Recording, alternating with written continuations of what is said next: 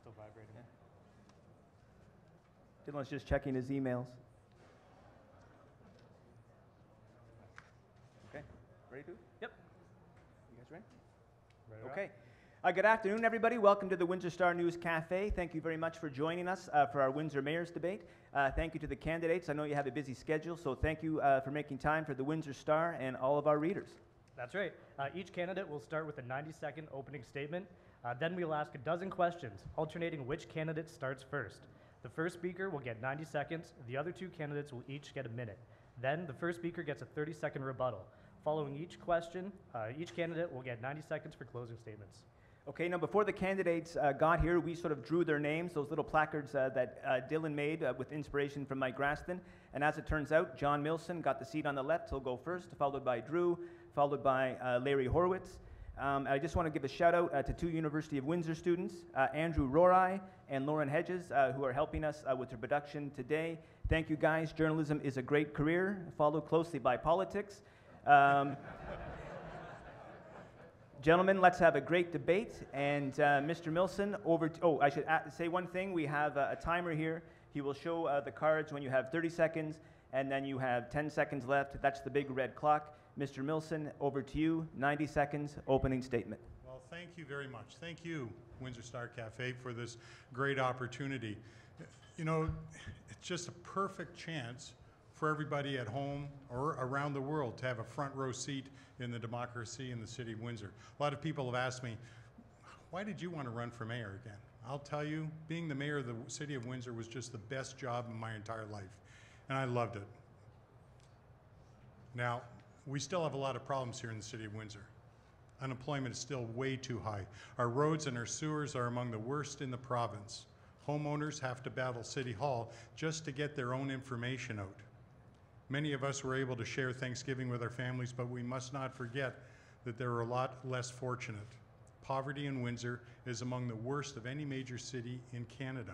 There are 4,000 kids in Windsor that are never going to get out of poverty. This was just reported to us last week in a national study. I have a bold plan that will move this Windsor forward. I will fight for new jobs, build the infrastructure we need, protect our neighbors, take action on an economic strategy, and I will get an auditor general to come in. We need openness and transparency at City Hall. Thank you. Drew. Well, thanks very much, Don, and appreciate the Windsor Star News Cafe for hosting this very important debate. Friends, on October 27th, we will have a clear choice to make. We can choose to go back to the way things used to be.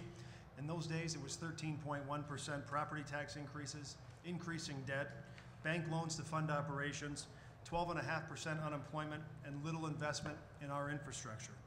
That's my competitor's record, and they won't tell you about that record. We can unravel everything that we've achieved in the last 11 years, and that's including 6 years of a property tax freeze, lowered debt, increased reserves, record investment in capital works, fixing our roads and sewers that we inherited in poor shape in the 1980s and 1990s. We have a clear choice to continue building on success, to continue holding the line on taxes, to continue freezing our utility rates, to fix our roads and sewers, and improve our quality of life. My competitor refers to some of the things we've done as bells and whistles, but new libraries for the first time in decades, new fire halls that protect an additional 50,000 people in the community, a new aquatic center for families so they don't have to leave the city on weekends, new park upgrades, new bike paths. These are essential. These are essential elements to building a better quality of life. On October 27th, you will have a clear choice, and I believe we are on the right track. We have moved this city forward. They're on the right track. So on October 27th, I would appreciate your vote, and your support in the election for mayor. Thank you very much. Thank you, Drew. Over to you, Larry. Hello, my name is Larry Horowitz, and I want to be your mayor. I'm a local businessman, entrepreneur, community activist, husband, and father of 5. I represented and served my community as chairman of the Downtown BIA and have worked with 615 businesses, council, administration, and all levels of government, bringing post-secondary institutions and positive change to downtown Windsor. I believe that bold, innovative policies, programs, and initiatives will ensure that Windsor is a better place to live, work, and raise a family. On election day, the people of Windsor will have a clear choice. Mr. Dilkins voted to fire the Auditor General, and even after 8 years on council, he still does not understand the function of the Auditor General. Mr. Dilkins has no infrastructure plan other than re-announcing already budgeted amounts, and has not proven he can create sufficient jobs, and will not reduce your utility costs, taxes, and surcharges. Mr. Milson's job plan has no detail, and when he was mayor 20 years ago, unemployment and taxes were extremely high. As your mayor, I will create jobs with my detailed plan. I will increase and accelerate funding for roads and sewers. I will bring back the office of the Auditor General. I will cut your utility bills. Thank you. Thank you, Larry. From the tech crew, could you guys please move your microphones just a touch closer, sort of like Mr. Milson has. You're good, John. Good, thanks. Thank you for noting that. You're winning already. Okay. Okay, now on to the fun stuff, guys. Dylan and I are going to alternate to asking questions here. So again, like we said, our first question to Mr. Milson, 90 seconds. You're the mayor, and I'm a business owner looking for a new location to set up a high-tech plant that will employ 60 people to start. Windsor's on the short list with a handful of other jurisdictions. Give me your pitch to locate in Windsor. Windsor's the best place in the entire world. We have an infrastructure, border crossings. We have access to the entire world right here from Windsor. Air, road, rail, and boat. We can do everything. Plus, we have high-skilled individuals. We have St. Clair College and the University of Windsor, which are two of the largest and best educational facilities in all of Canada and all of North America. We have students, I was meeting yesterday with students from China that are here right now, are going to stay here because they just love the city of Windsor. What you're asking is something I do all the time. That's what I do. I create jobs. I lived in Alberta 2 weeks and back in Windsor 2 weeks. I did that commute for 2 years, bringing employment back here to the city of Windsor, bringing jobs to this community. Windsor has so much to offer. We have the Community Improvement Plan as well, which are all kinds of programs that we will initiate both federally and provincially to get that money down here to help them. I want to remove red tape. I want to open up City Hall, make City Hall transparent. It's not at the moment. I want to, I know, I've been teased about this, but I just want to embrace those people that have a desire to invest in Windsor. I want them to come here because we've got so many people that are unemployed. We have 19,000 people in Windsor that are unemployed and have huge skills. That's why you should come to Windsor, and I'll have a cup of coffee waiting for you when you knock on my door. Drew. Well, this is something, in fact, we've done in the last 8 years. We've recruited businesses to this city, and we've given them the message. And we've talked about our geographic location and the importance of our geographic location and how they can access our market, but also different markets because of our geographic location. We've also talked about programs. So we haven't just sat back and said, please locate here, we have space. A lot of communities have space. We've moved forward and said, we have community improvement plans. Not only do we have them, we created them. We're the ones who put them into place and said we will provide you with the incentives to locate your business here in the city of Windsor. We also have educated people. We have a trained workforce. We have people who are ready to hit the ground running in that particular field. And when you're looking to move to a city or relocate a business to a city, you're looking at the amenities. What does this community offer? What's available for the people that are going to locate here? We've invested heavily in our quality of life. We will continue to do so, and it's important when people are choosing to locate to a community that they have a good quality of life. Thank you. Larry, a minute for you. Well, it's sad when I go door to door and see that Mr. Milson 20 years ago, Mr. Dilkins for the last 8 years, has not expanded our job base. We have young people that have been leaving continuously. 2 of my children have left, 3 may leave. We must make some changes. We must diversify our economy. Finally, we have, when Mr. Milson was mayor, unemployment went up 50% in those 3 years. It's been more than 9% right now. There's so many people at home that have given up looking for jobs. My jobs plan includes expanding the CIP, which we should have done a long time ago, open for business 24/7, faster, cheaper for licenses and permits, and development fees, we have to reduce them to compete with our neighbors. And we have to lower utility costs. We must lower our utility costs to compete with everybody in the outside areas outside of Windsor. Thank you, Larry. 30 seconds, John. Mr. Dilkins, you talk about a job plan. You have no job plan. You stood in front of Premier Aviation last week saying that was your job plan. You spent $22 million in the middle of the night without any of us knowing about it, and now you say that there's 200 jobs that still haven't been filled. Premier Aviation, on their website, has only made a request for one job position since January 2014. I don't believe the jobs are really there, Mr. Dilkins. I don't see the proof. I want you to prove that there are 200 jobs on their way. Okay, we're on to question 2. All right, Dilkins, youth are the future, and our future is fleeing for Calgary and bigger cities like Toronto, Vancouver, and Montreal, where they can not only find work, but vibrant, livable cities. What would you do to make Windsor more attractive and more fun for the young and hip? Well, quite frankly, before I get to that, let me just go back. I mean, when Mr. Milson was the mayor, he's quoted in the paper as saying 7,200 jobs were lost under his term as mayor. And if you want to know the jobs that are outstanding at Premier Aviation, all you have to do is call up the president, Ronnie, and talk to him about it. I've been there. I've been through the plan. I've had the conversation. I know exactly what the situation is. In terms of youth in this community, I think it's all about balance. And in this particular community, we have we have 2 great educational institutions with St. Clair College and the University of Windsor. And we've got a great quality of life. And that's a quality of life that we've started to improve over the last 8 years since I've been a city councillor, under the leadership of Eddie Francis and this council. You look at the Aquatic Center, you look at the arena. Those are projects that were outstanding, from 23 years ago. We got it done. We helped move this community forward. And I think youth are looking for something to do. They're looking for a reason to stay. It's also about arts and culture, and we have been dedicated and committed to arts and culture in this community to make sure that we're providing a good quality of life. So I will continue to make sure that we have the jobs here. That's critical at the end of the day. We have the proven jobs plan to make sure we have jobs in this community, so once they're trained through St. Clair College or the University of Windsor, that youth have a reason to stay here, to stay close to their family. My 10-year-old, my 13-year-old, I want them to stay as well. And by having a proven jobs plan, staying here in the community keeps them close to the family so they can enjoy the quality of life amenities. Thank you. Mr. Horwitz? Well, the first thing is jobs. We need a good jobs plan. We need someone that understands business, has been in business for all his life and created many, many jobs. We need to create jobs, keep these young people here, high quality jobs. We need to do things like keep the neighborhood strong. We've ignored that. We've done high ticket projects instead. We need to keep all the parks open. We need to keep AD Knox open.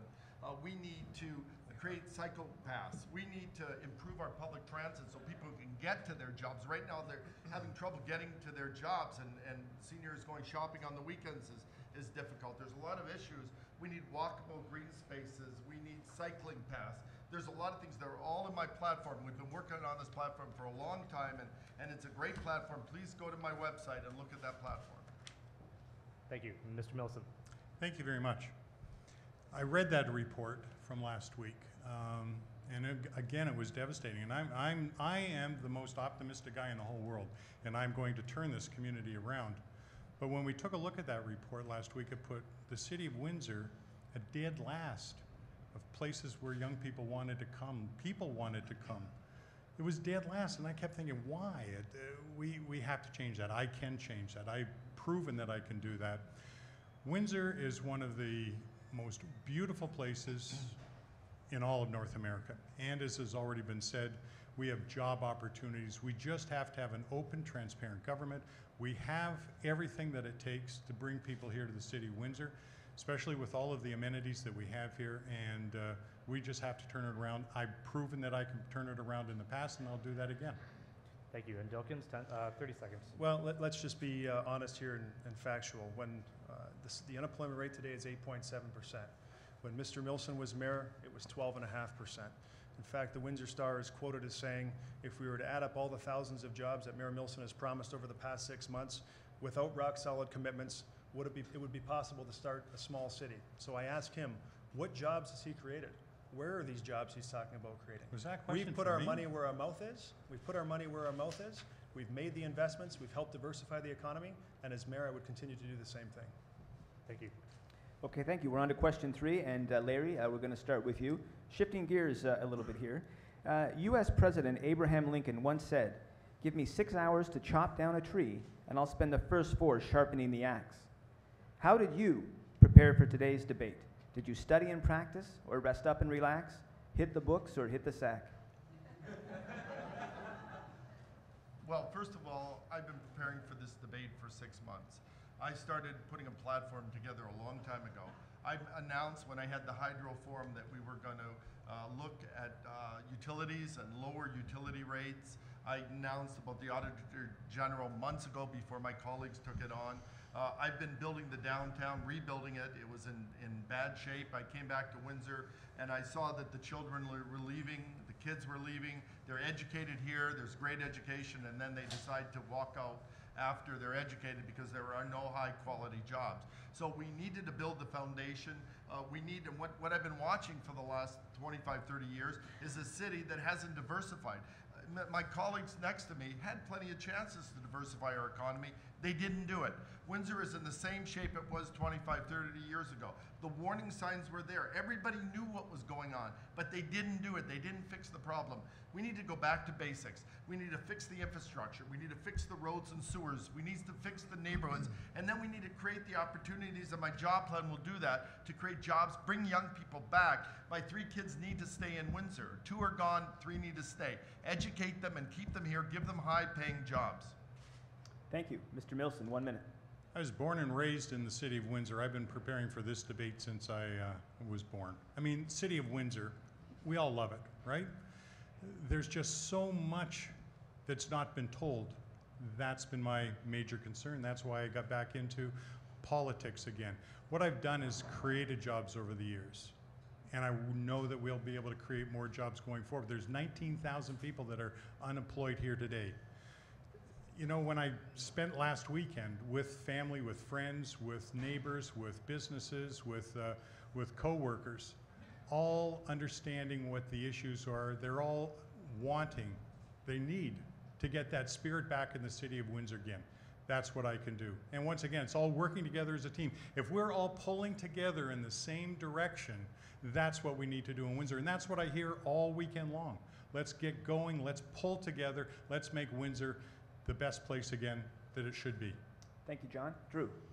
Well, quite frankly, the last 8 years has been the preparation for me for this particular debate.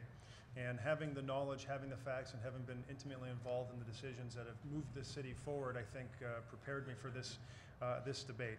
Now, we can talk about teamwork, and I know Mr. Milson just talked specifically about teamwork. We've been practicing it for the last 8 years. And you don't get to the end of the Herb Gray Parkway situation that we had without teamwork.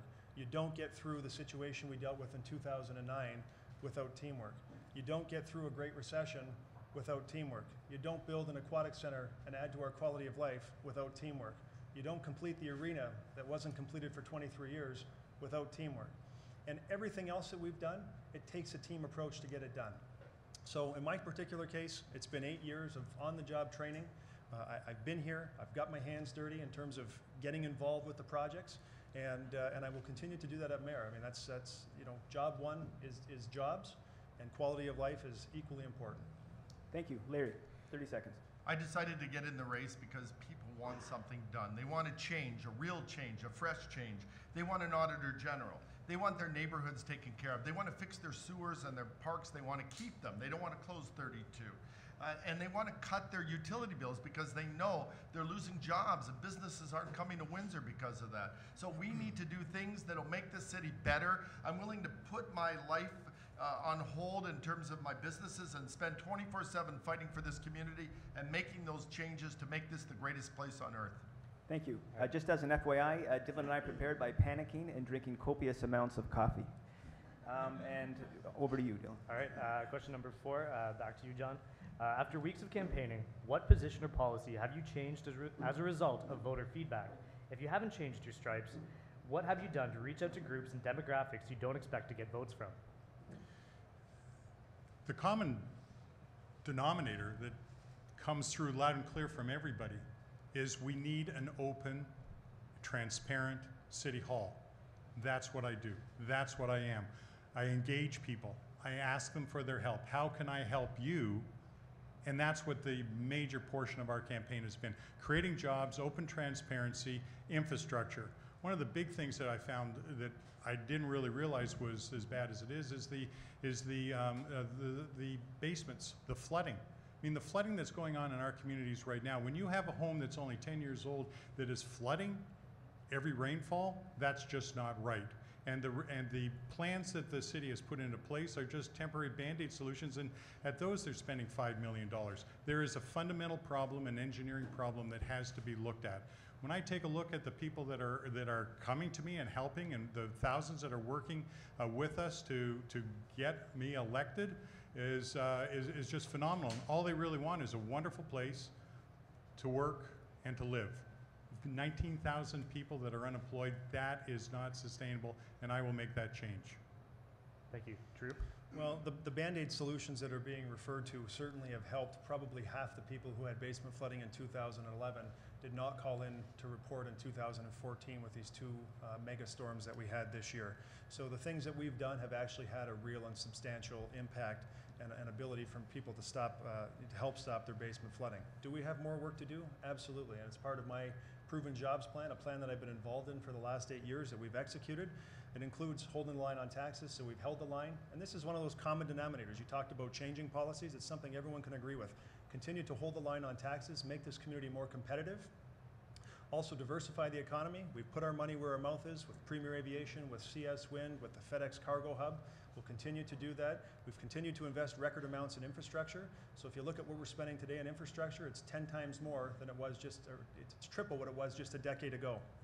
Thank you. And finally, quality of life issues. We've made significant investments. We'll continue to do that. These are things that a well-balanced community needs. Sorry about that. And Larry?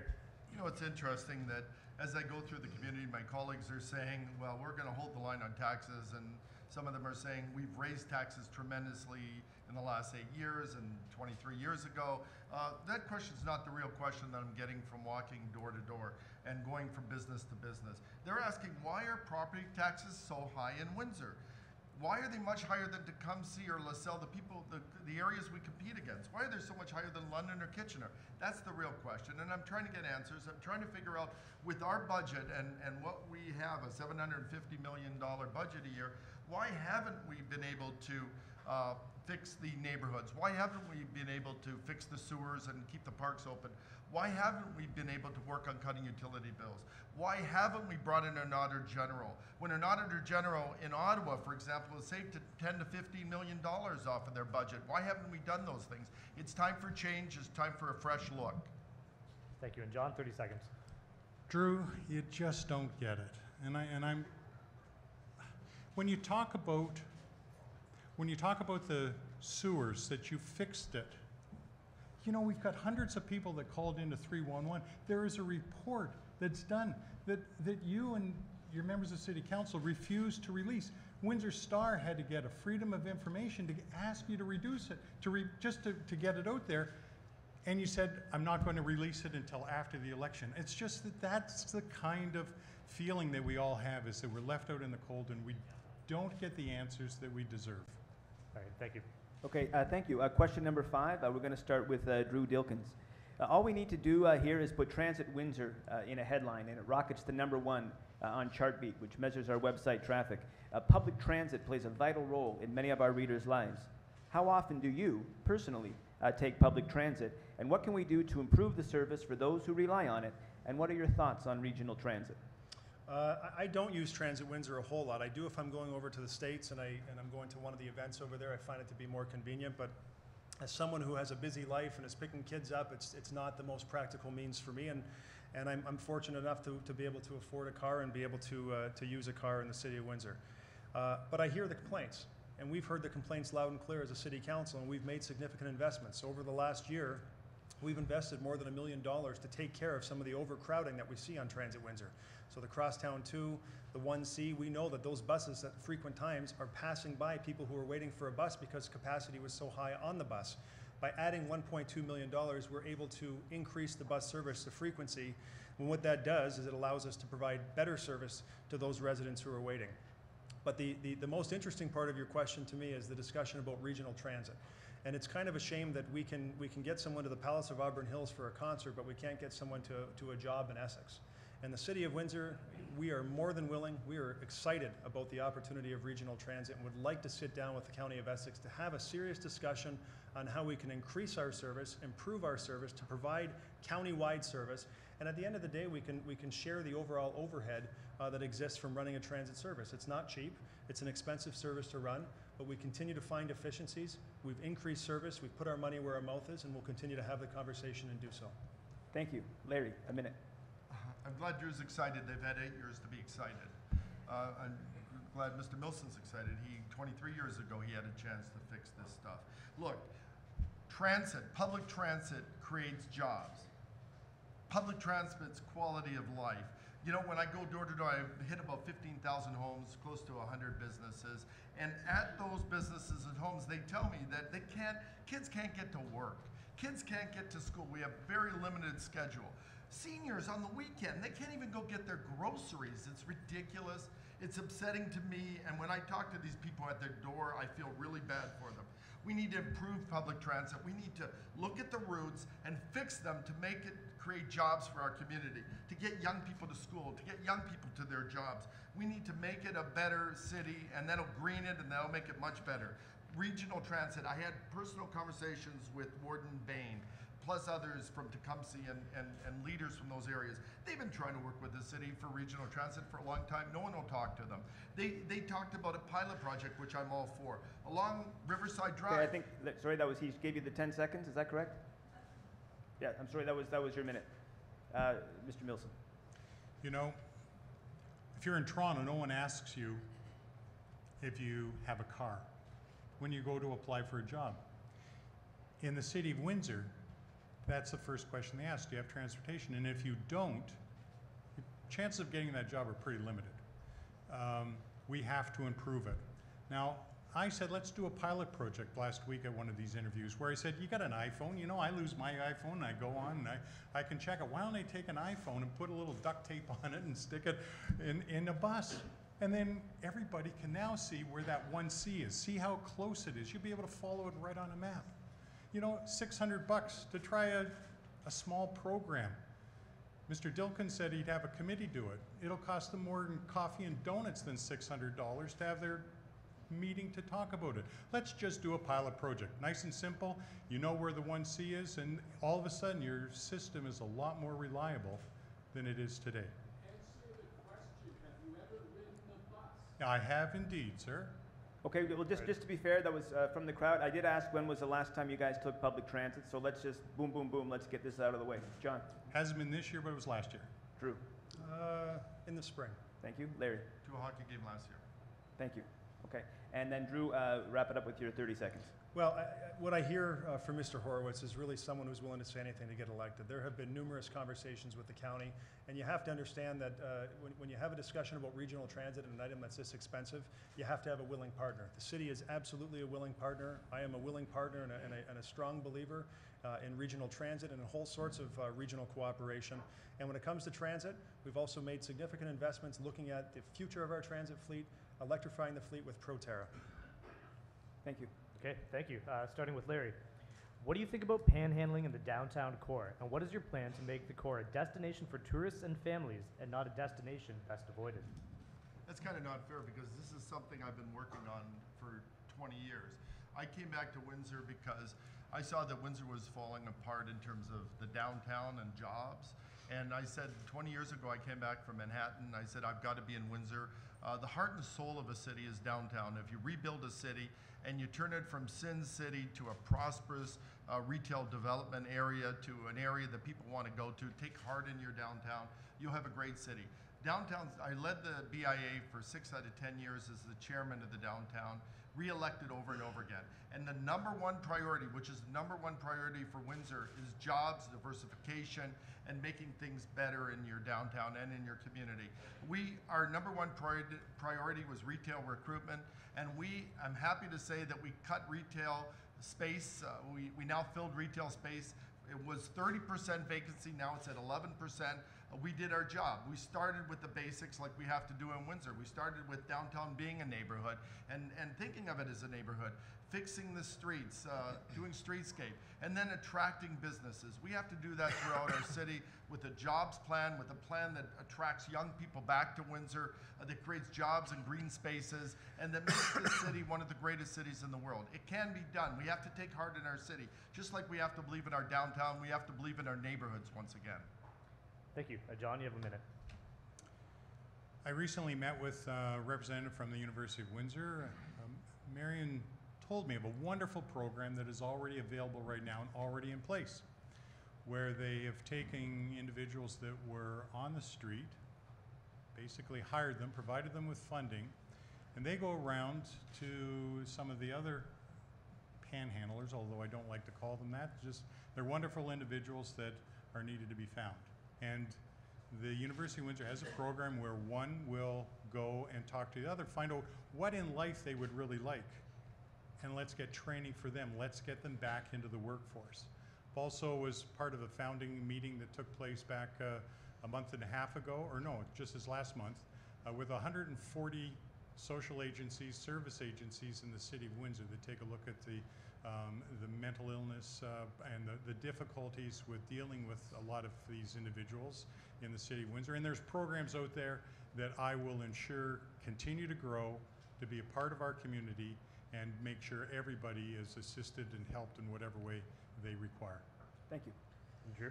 We have invested more than $100 million in the downtown, and I think of the Art Gallery of Windsor purchase of the building, Capitol Theater and finding a home for the symphony, University of Windsor investment into the armories and the old Windsor Star building, the Windsor International Aquatic and Training Center, the new transit terminal, streetscaping Olette, streetscaping Polisher, the Festival Plaza, and the list goes on. And what was very interesting for me, because I'm the one who brought up the panhandling issue recently, is that the majority of people who are panhandling are not homeless. But the behavior that I saw, as someone who works down in Polisher, the behavior that I saw by at least 2 individuals made me concerned, because I'm still hearing from people that they don't feel it's safe to come downtown. Notwithstanding the fact that we've made huge investments, they still have an issue with safety downtown. And the behavior that I saw was enough for me to stand up and say, we need to look at what other communities are doing. There are at least 10 communities in Canada who are looking at bylaws or have implemented bylaws with respect to panhandling to put reasonable restrictions on that type of behavior. So I want to encourage their entrepreneurial spirit by giving them a job. They're not homeless people for the most part, and I think that the jobs plan will help move that agenda forward. Thank you. And Larry, 30 seconds. Drew, you can't write off a group of people because they're poor, because they can't afford their utilities. I mean, who knows? Maybe your parents or someone from your family could have been in that situation. You can't find panhandlers $1,000 and think they're going to pay. You have to do innovative programs like they've done in other cities across the world, like care meters that council completely ignored when it came to council, and they weren't innovative at all. They just want to find people and eliminate them from the city. So you have to be creative. You have to help all classes of people in our city. There's rich people and poor people and middle-class people, and everybody All right, deserves thank you very a much. chance. Thank you. Okay, we're going to move on. This question is going to be for John Milson to start. It was submitted to us by Doug Schmidt, who loves the environment almost as much as he loves covering politicians. So his question revolves around Ojibwe Shores. It's the last naturalized section of the Detroit River waterfront within city boundaries. It's been identified as an important biological link from the river to Windsor's most significant natural habitat, the Ojibwe complex. Some people have suggested that Ojibwe Shores become a protected urban park to greet visitors as they cross the bridge into Windsor. What are your thoughts on protecting Ojibwe Shores? Do you know that Mr. Schmidt drove an ice transport truck across the ice roads way up? He's been to Afghanistan too. I know, it's fabulous. He's a wonderful gentleman. I live on the border of the Ojibwe Center. Yesterday, we were feeding, Gail's here in the audience, we were feeding her and 3 or 2 young fawns on our front lawn yesterday. We had turkeys as well gobbling around the side yard. I live on that area. When I was the mayor of Windsor, I was fortunate enough to discuss with Mr. Tom Joy, and he donated, I think it was 65 acres, and you'll still see the sign there on number 18 Highway as you go by. I have been committed to the Ojibwe Parkway lands, or the Ojibwe lands. My friends actually run the Ojibwe Center. And in fact, Russ Jones, who was recently on radio, he set up a rattlesnake habitat in our backyard. We bought the house from his family, and we still have the Toronto zoologists come down following the rattlesnakes and the Massasauga rattlers in our backyard all the time. So I'm 100%. I live right there. I mean, I love it. We live it. We live it every single day of our life. Thank you, Drew. Well, it's interesting to hear how much Mr. Milson loves Ojibwe, because on July 15th, 1989, there was a Windsor Star article that talked about the city of Windsor snubbing an offer of a free park, and that was proposed parkland that was part of a 79-hectare property development just west of Windsor Raceway, bordered by Sprucewood, Matchett, Morden, and Ojibwe Park. They turned it down. No strings attached. Here's a way to consolidate and add to Ojibwe. But I can tell you, I've had discussions with board members at the Windsor Port Authority with respect to that particular piece of land. And I think if you listen to the dialogue that came out of the discussion that we had for the last several years with respect to the land that was adjacent to Ojibwe and that is owned by Coco, and the redevelopment of that land, I think you heard loud and clear from this community that there's a genuine interest to consolidate that land, to make a seamless transition from the waterfront back through Ojibwe, and to make something that's actually beautiful in this community. So I would absolutely support it. And Larry. Well, you know, it's great to hear these stories about playing in the wild areas and that sort of thing. But the reality is that we wouldn't be faced with this situation if we would have created jobs and diversified our economy a long time ago. We wouldn't be faced with the situation of doing what we've done naturally in Windsor, which is tear down historical buildings, take out preserved areas, and sell them off to the private sector.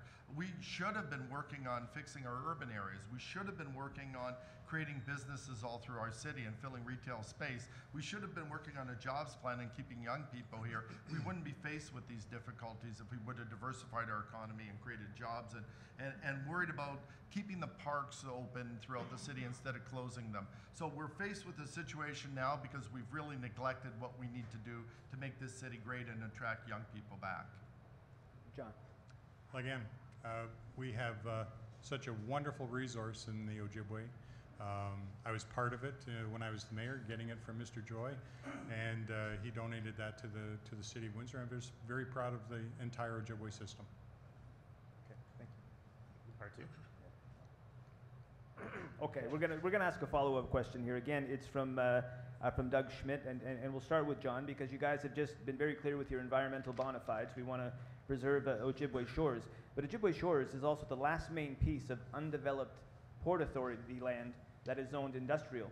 We all want jobs. You guys have been very clear in your opening statement. So how do you juxtapose, all of you, sort of those two positions, that we want jobs and we also want to protect Ojibwe Shores? If a developer and the Port Authority come knocking and say we want to put something on Ojibwe Shores, what's the answer? And we'll give you each a minute here. Okay.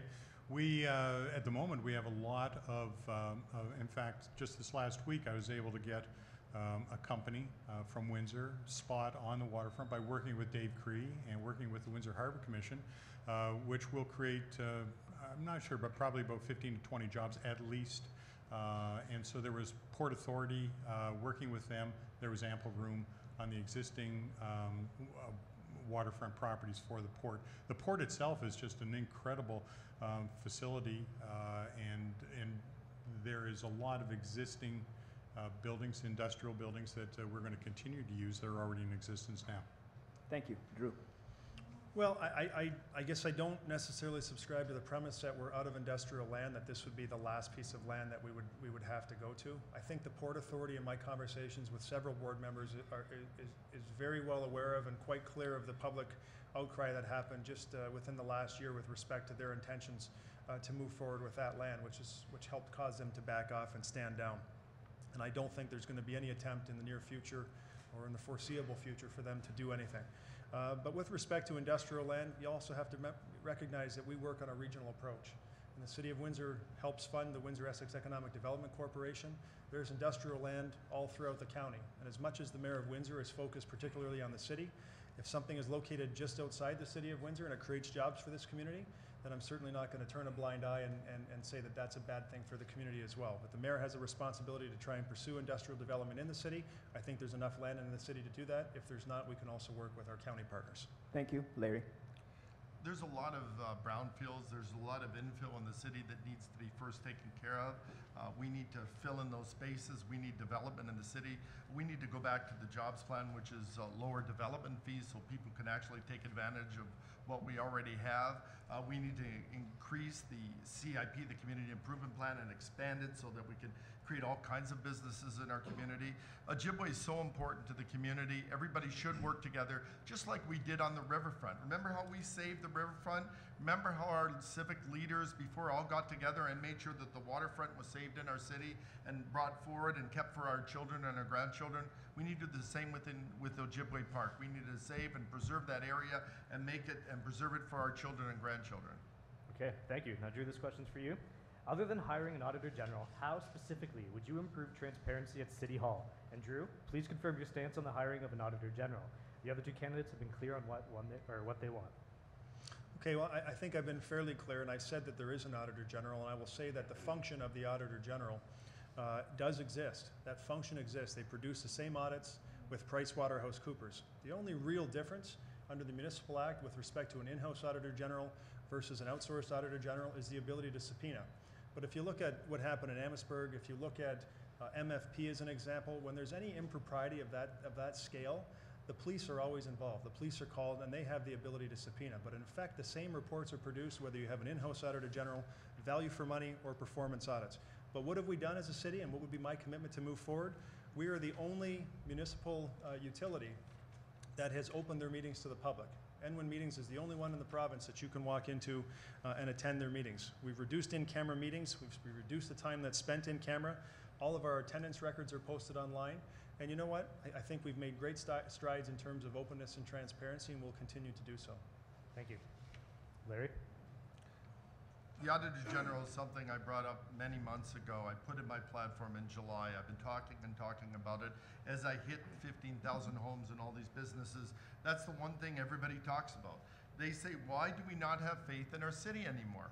Why really, when we talk about City Hall and Council, that we really don't believe in them. We don't have faith in them. We don't believe that the City Hall in Windsor is transparent. We believe a lot of money is being wasted. We believe that NWIN and utilities are spending a lot more on things that they shouldn't be, and efficiencies are not checked. We have to bring back the office of the Auditor General. Drew Dilkins was the one, plus the rest of council, who fired the Auditor General, so they understand what an Auditor General does. And if either you believe that an Auditor General, we have an Auditor General, or you believe you're misleading the public, one or the other. You have to realize what people want in this city. They want an Auditor General, they want to bring back that office, they want transparency, they want accountability, and I'm going to give them that. Thank you. And John? Mr. Dilkins fired the Auditor General. I will be the one that hires the Auditor General. Transparency, openness, that's been my plank right from the very beginning. That's what I stand on. That's just my DNA. That's the way I am. When we take a look at NWIN, we take a look at the minutes, and yes, Mr. Dilkins is now reporting out the minutes only because of the outcry from the community. If you take a look at those minutes, you'll find that most of the meetings are actually less than an hour, and I understand that they get $450 for that meeting.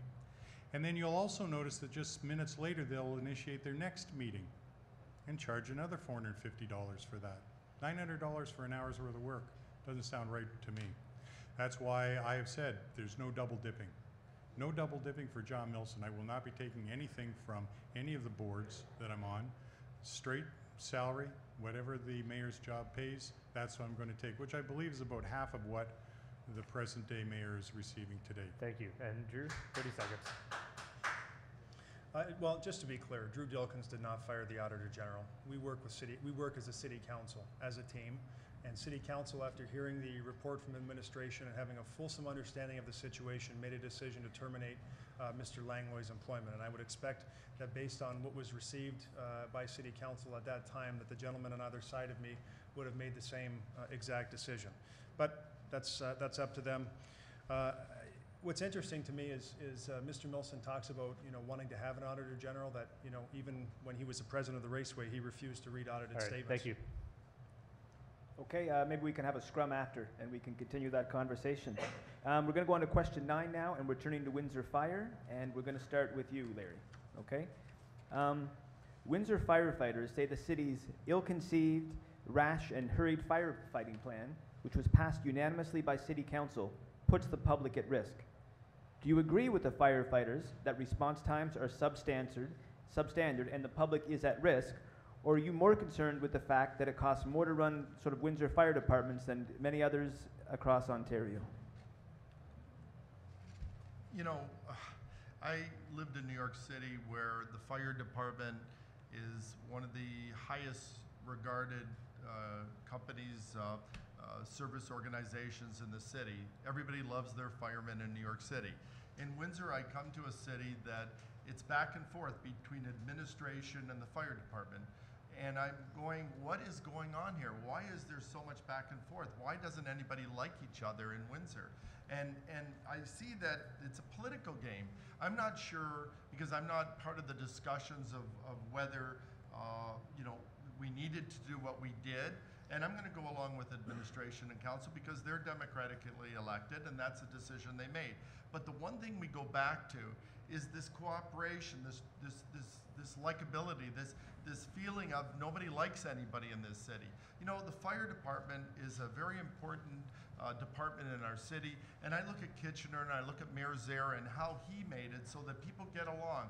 The corporations in the city, the city hall, they respect and admire the people they serve, and the people admire and respect them. And that's the kind of thing we need in Windsor. We need cooperation, we need getting along, we need people that like each other, and we need to move forward. We need fresh ideas, and we need people that cooperate. And that includes the fire department, and that includes the people of Windsor. We need to work together as a team. Thank you, Larry. John? Firefighters are an incredible part of our community.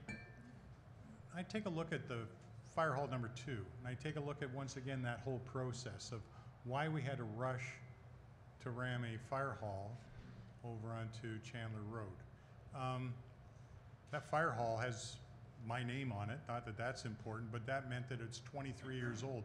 How many fire halls do we know? How many buildings do we know that are found to be obsolete within 23 years? And then why would we put it into a neighborhood that clearly didn't want it, but more importantly, we're never notified? It goes right back to that whole openness and transparency again. Those kinds of decisions won't be made without involvement of the community, bringing neighborhoods back to making those kinds of decisions. Thank you, John. Drew? Well, I mean, the reality of the situation is we're going to provide 50,000 additional residents in the city of Windsor with better fire coverage after the decisions that we made.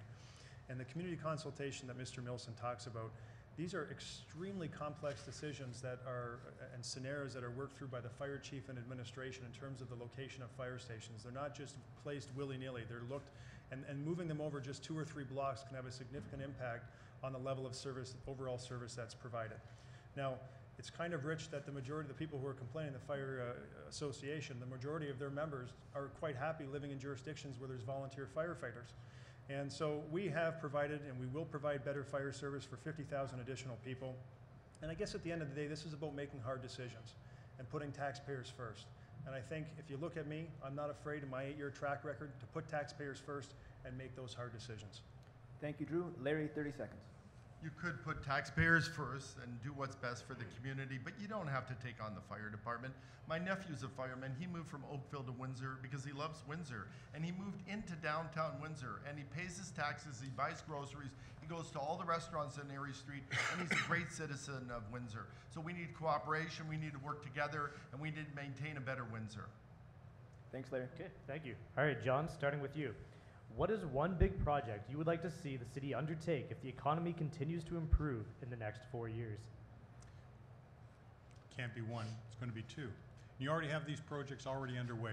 You have the new bridge, which is a huge opportunity for us to deliver on new jobs, new types of jobs, from distribution centers, logistics, to cold storage. I mean, you take a look at what Bondwell does. They had $50 million worth of product in that one single freezer. Those are the types of things that we want to build here. We have to put land together right now. We also have the new hospital that's coming in, which is going to be an incredible medical learning educational facility where there's going to be research and development done, where all of our young people at the University of Windsor and St. Clair College right now will have well-paying jobs, great jobs that'll keep their roots here in our community. That's what I'm going to do, is work full-time on putting those things. No more bells and whistles until we get the hospital, the road, and the sewers and roads fixed up in the city of Windsor. Thank you. Drew? Well, I think I've been clear at the last debate that in the next 4 years, because I think that was the question, what are we going to do in 4 years? In the next 4 years, with the exception of a new city hall, there will be no large-scale projects of that magnitude like the aquatic center or an arena. We just don't have the budget capacity for that.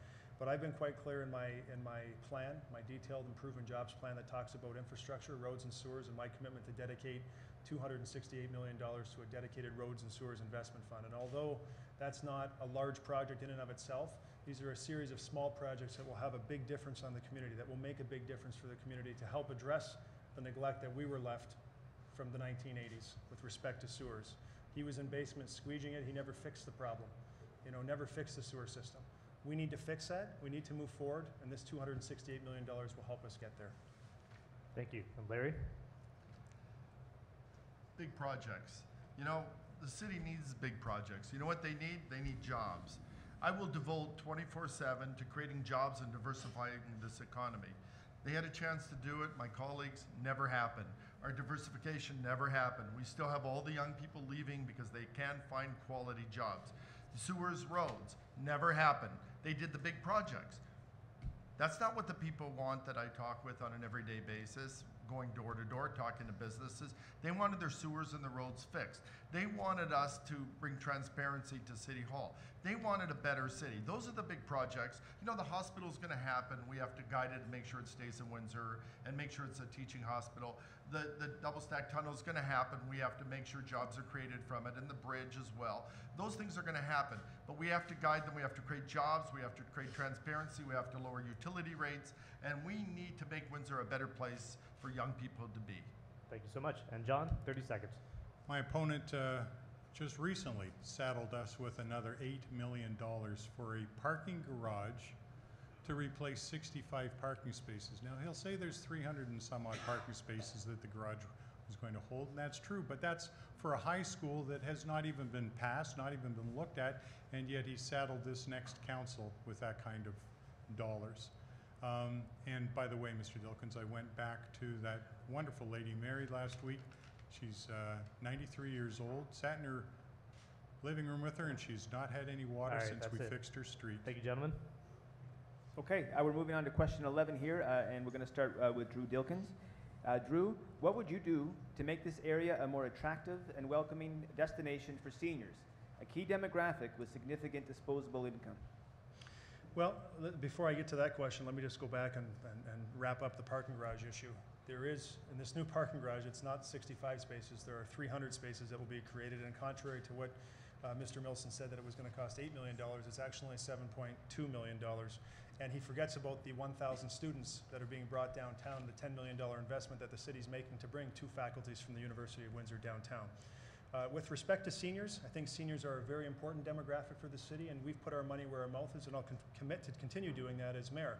We have invested into the We Arc initiative, where we actually go out and recruit seniors. We actually help support the recruitment of seniors to sell their homes in Toronto, Hamilton, wherever they live in the GTA or elsewhere, and come and buy property in the city of Windsor. But when they get here, there have to be amenities for them. It has to be a welcoming community. It has to be a diverse community. And they're not looking for jobs necessarily, but they're looking for the aquatic center. They're looking for pools. They're looking for bike paths. They're looking for those quality of life initiatives that we've invested in as a city council, that I will continue to invest in as mayor. Thank you. Larry? First thing, in my first 60 days in office, I'm going to keep AD Knox open. We have to keep the pools, we have to keep the parks. There's 32 parks slated for closure right now. I'm going to keep these parks. I'm going to green them. I'm going to put trees in them. I'm going to make it much more green in this city and much more attractive for people. We're going to increase bike lanes because that's important exercise for seniors. We're going to make it easier and cheaper to use community centers for seniors because that's important. We're going to fix the public transportation in the city because they need to get around, they need to get their groceries, they need to visit their families. There's so much that I have put in my platform to help seniors. Arts and culture, we need to increase arts and culture funding in the city. We've really cut back on it. There are so many things that seniors need. We need to cut their utility rates. A lot of them, that's like a second mortgage for them. So we need to do things to create jobs, cut utility rates, and green the city for seniors. Thank you, Larry. John? I'm going to give them peace of mind. Peace of mind so that when I can fix that water in their basement problem, We're going to give them peace of mind so that they've downsized from a home into a smaller home that gets the grass cut and snow plowed and everything, and that when they go away for a weekend, that they won't have to worry about all their treasures flooding in their basement, being ruined. That's why I'm going to give them this peace of mind. The City of Windsor, they already are attracted here because of the weather, because of the parks, because of the waterfront, the beautiful waterfront.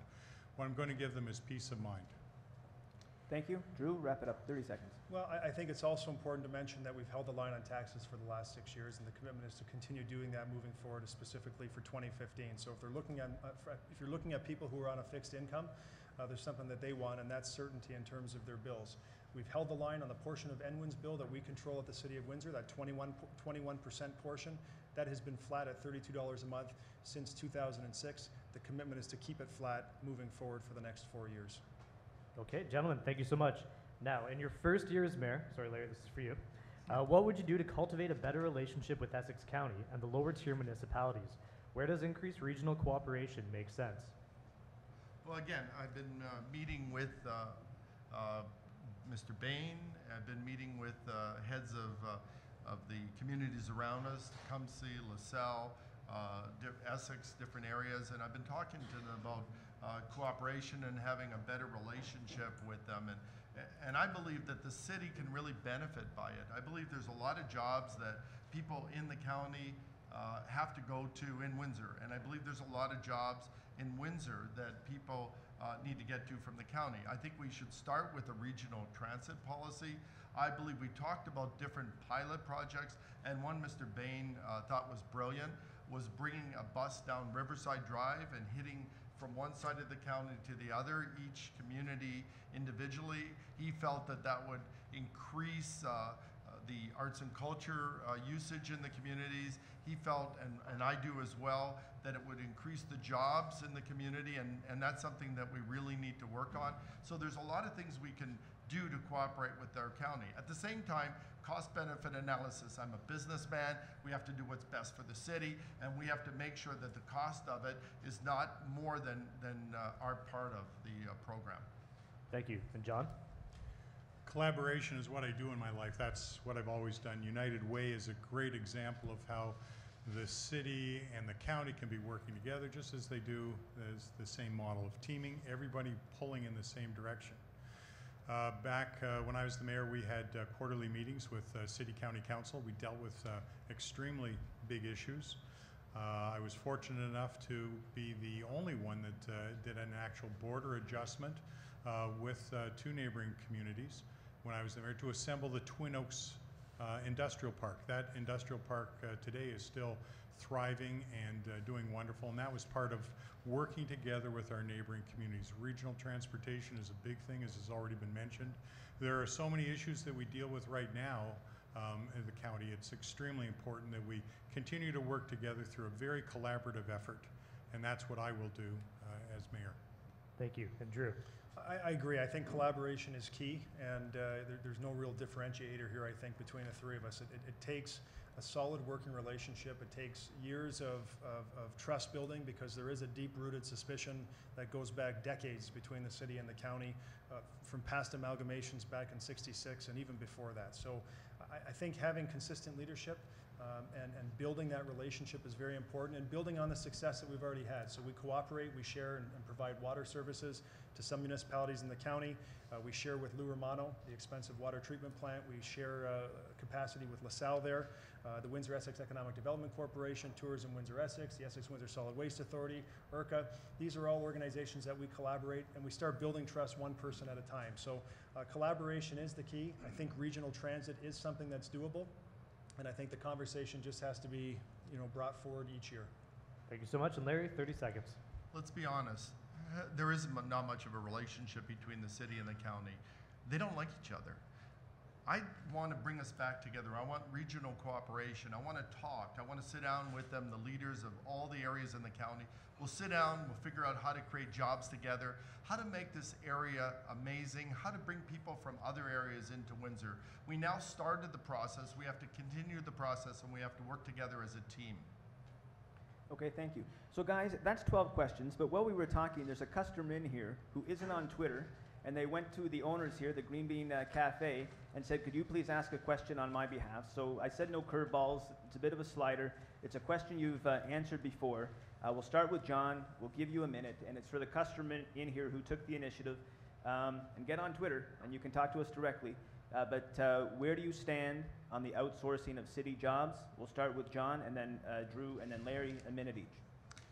I'm not in favor of outsourcing jobs. I'm not convinced that the City of Windsor saved the money that was reported to us. Once again, Auditor General would be able to define that and actually let us see all of the information. That information is not public. I know for a fact that there are still many employees that are still on city payroll. So I really am not convinced that there is a savings. Certainly something that we would take a look at, but I'm not in favor of contracting out.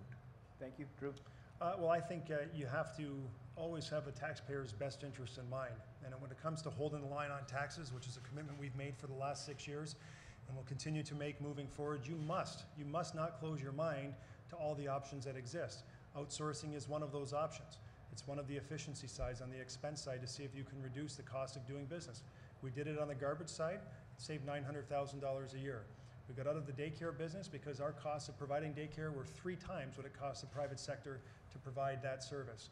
We looked at parking enforcement, and because our service was more expensive, we outsourced that service to the commissionaires who provide the same service to the taxpayers of the City of Windsor at a lower cost. So I think it's really dangerous if you say, no, I'm closed-minded, I can't accept and I can't consider anything, because I don't think you'll be able to accomplish your goals unless you look at all of the options that are on the table. Unfortunately, outsourcing is one of those options that you must always consider. Thank you. Larry? I think I don't say no to anything, but I do say yes to high-quality jobs. You know, we've been watching these jobs leave our city. We've been not watching young people leave our city. We've been fighting amongst each other. We have very little cooperation, and we don't spend the time trying to create the jobs that we need for our society to move forward. Outsourcing would be my last option. I think we could maintain good financial balance in our community without our outsourcing. I believe that we have a budget of about $750 million. I believe if we prioritize our budget and we make better use of it than we've been doing without these big ticket projects, I believe we can take care of fixing the roads, fixing the sewers, doing the things, keeping the parks open, doing the things that people really want, fixing the neighborhoods. Okay, excellent work, gentlemen. That's it for the questions. We're going to give you each 90 seconds for closing statements in the same order as the opening statements. So, Mr. Milson, you have 90 seconds. Thank you. I believe the choice is clear. A choice between a closed, inaccessible city hall, a choice between someone who has spent 8 years saying, yes, sir, and someone who dares to ask why. A choice between the status quo with high unemployment, crumbling infrastructure, and neighborhoods that have been shut out. Windsorites deserve value for their tax dollars. That is why we need an independent Auditor General. Mr. Dilkins voted to fire the first one. I will be the one to hire the next one. You pay more tax on the value of your home than you did when the mayor said he froze taxes. Our neighbors who want good paying jobs shouldn't have to leave to find success. My opponent did not reach out to the largest employer in his ward, St. Clair College, not once in 8 years. Mr. Dilkins recently stood in front of Premier Aviation to speak to the media. He claimed there were job openings and trained people were needed. Well, I checked, and the last time Premier Aviation had a job posting on their website was 10 months ago. My opponent left that opportunity unexplored until this election. I will do better. With business and labor, governments and neighborhoods, I will keep the line of communications open. We will be looking for opportunity. We will build a better future together in the city that we love, the City of Windsor. Thank you. Drew?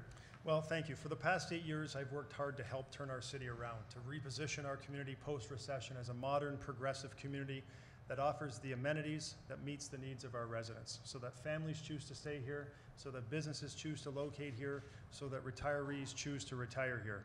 And over the last 8 years, we have accomplished a lot. There has been a transformation and a renewal in this city. Because of this leadership, because of our leadership in the last 8 years, our city is stronger. Because of our resolve, our city is repositioned better than when we took office. Our taxes, which were once the highest in the province, today below the provincial average, and that includes the addition of the sewer surcharge. Our debt, once projected to reach $370 million, is to be $90 million. Our reserves, non-existent at one point, now approaching $140 million.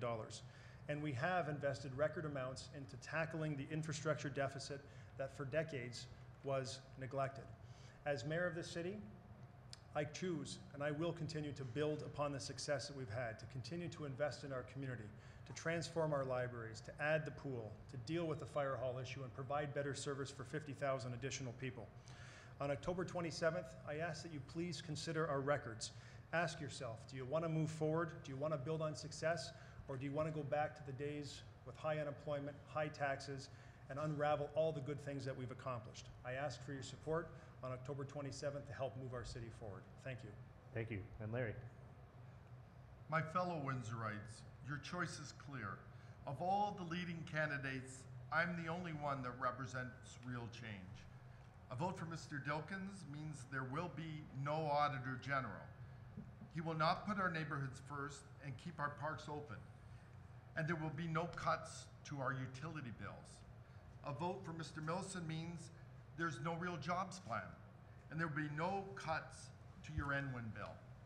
My fellow Windsorites, this is our opportunity to create real change in our city and to make it a better place to raise a family. A city our youth choose to stay in. A city with decent paying jobs. A city where elders can retire and live comfortably. As your mayor, I will bring jobs with my detailed plan. I will bring back the office of the Auditor General. I will increase and accelerate funding for roads and sewers, and I will cut your utility bill. On October 27th, please vote for real change. Vote Larry Horowitz for mayor. Thank you so much. Okay, ladies and gentlemen, that's a wrap. John Milson, Drew Dilkens, Larry Horowitz, thanks very much for joining us here. It was a great debate. Thanks, guys. Thank you. Andrew and Lauren from the University of Windsor, thanks for all your help. Big crowd here. Thanks for coming. And all you guys watching at home, thank you very much. Get out and vote. We are at the Windsor Star News Cafe.